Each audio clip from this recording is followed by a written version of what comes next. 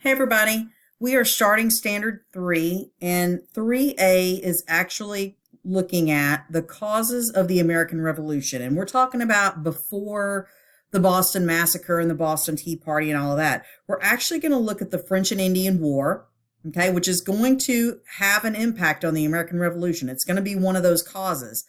So we're going to look at the French and Indian War, what it was, and the treaty that's going to end the war, but it's also going to lay the groundwork for the American Revolution. Okay.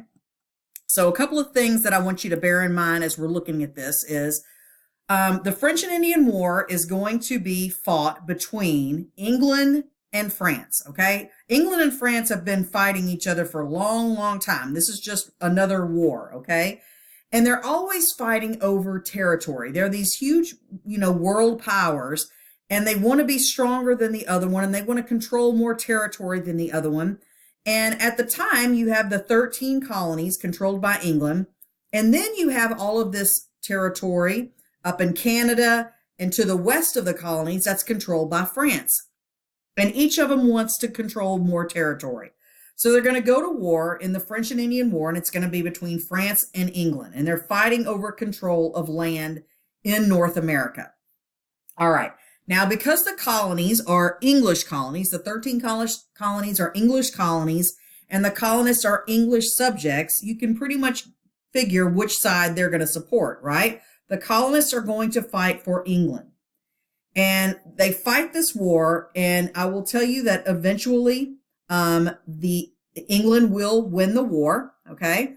And after the war is over, they're going to sign a treaty. And then this is known as the Treaty of Paris, 1763. Now, unfortunately, you guys, I do not know why people in U.S. history decided to do this.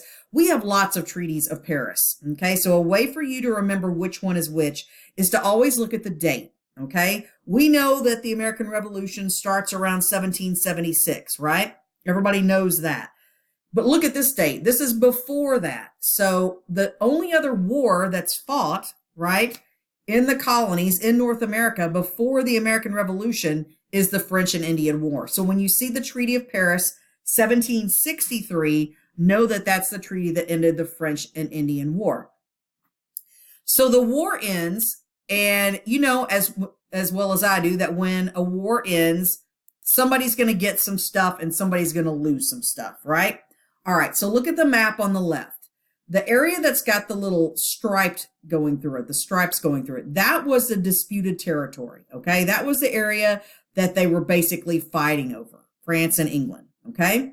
So when England wins the French and Indian War, now look at the map on the right. You can see how much territory now that England controls, and it makes England the strongest country in the world at the time. They were a dominant world power, right? You see the red line that runs through the map on the right?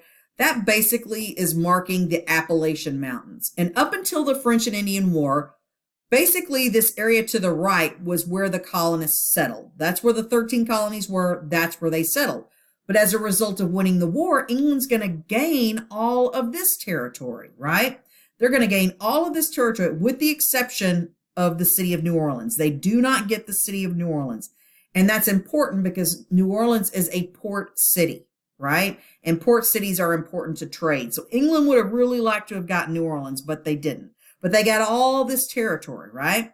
So the colonists now are thinking, hey, we've got all this extra territory where we can settle westward of the Appalachian Mountains and do all of this. Unfortunately, England is going to tell them no, okay? And in the next lesson, we'll talk about why they told them no.